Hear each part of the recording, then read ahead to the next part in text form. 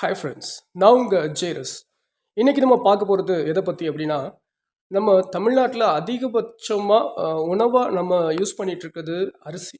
இந்த அரிசி முன்னாடி எப்படி தயாராகிட்டு இருந்தது, இன்றைய காலத்தில் எப்படி தயாராகிட்டுருக்கு அப்படின்ற ஒரு விளக்கத்தையும், மேலும் இன்னைக்கு காலகட்டத்தில் எப்படியெல்லாம் நுகர்வோர்கள் ஏமாற்றப்படுறாங்க அப்படின்ற விஷயத்தையும் தான் நம்ம இன்றைக்கி வீடியோவில் பார்க்க போகிறோம். அரிசி பொதுவாக நம்ம பார்த்து வாங்கக்கூடிய விஷயம் என்னென்னா, அரிசி வந்து பொடியாக இருக்கணும், சாதம் டேஸ்ட்டாக இருக்கணும், ப்ளஸ் குலையக்கூடாது, அதோட கணுசம் அதிகமாக இருக்கணும். இதுதான் நம்ம மெயினாக பார்க்க வேண்டிய விஷயம். இதை தான் நம்ம முன்னாடி பார்த்து வாங்கிட்டு இருந்தோம். இப்போயும் அதே பேராமீட்டரில் தான் பார்க்குறோம். பட் இப்போ உள்ள காலகட்டத்தில் தயாரிப்பு முறை மாறினதுனால, அதாவது தயாரிப்பு முறை அப்படின்னு சொல்லும்போது நான் இந்த விஷயத்தை உங்களுக்கு தெளிவுபடுத்த விரும்புகிறேன்.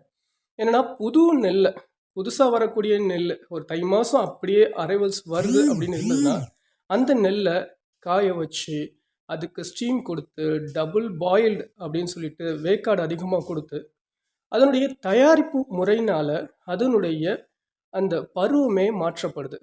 புது நெல்லை பழசுக்கு ஈக்குவலாக தயாரிப்பாளர்கள் எடுக்கிறாங்க.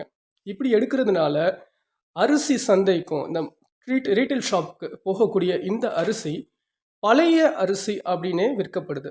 அதாவது புதிய அரிசி விலை 50 ரூபா அப்படின்னா, பழைய அரிசி அப்படின்னு சொல்லி கேட்கக்கூடிய கஸ்டமர்ஸ்க்கு இது விலை கூட்டப்பட்டு 50 ரூபா அரிசி 65 இது பழசு அப்படின்னு சொல்லிட்டு விற்கிறாங்க.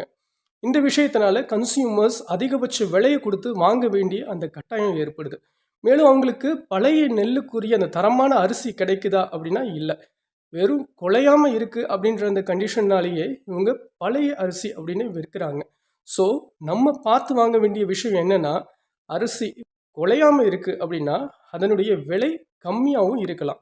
ஸோ விலையை நீங்கள் மெயினாக நோட் பண்ணி வாங்குங்க.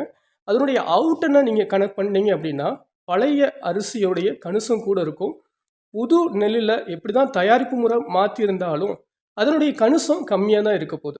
ஸோ இதை மைண்டில் வச்சு நம்ம எல்லாம் அரிசி வாங்கினோம்னா நம்மளை யாரும் ஏமாற்ற முடியாது. ஸோ இன்னொரு பதிவில் உங்கள் எல்லாத்தையும் மீட் பண்ணுறேன். சப்ஸ்கிரைப் பண்ணாமல் பார்த்துட்டு இருக்கக்கூடிய வியூவர்ஸ், உங்களுக்கு ஒரு வேண்டுகோள். நம்ம சேனலில் நீங்கள் சப்ஸ்கிரைப் பண்ணலன்னா எனக்காக தயவு செஞ்சு சப்ஸ்கிரைப் பண்ணுங்கள். அண்ட் இன்னொரு வீடியோவில் உங்கள் எல்லாத்தையும் மீட் பண்ணுறேன். தேங்க்யூ.